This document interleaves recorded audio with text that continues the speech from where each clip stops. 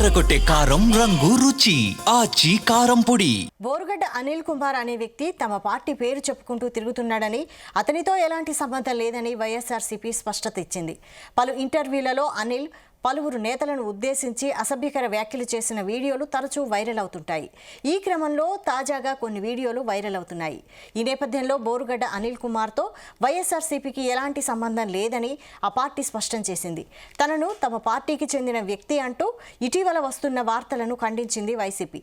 అతని మీద టీవీ ఇంటర్వ్యూలు, సోషల్ మీడియాలో వచ్చే వార్తలతో వైసీపీకి ఎలాంటి సంబంధం లేదని చెప్పింది.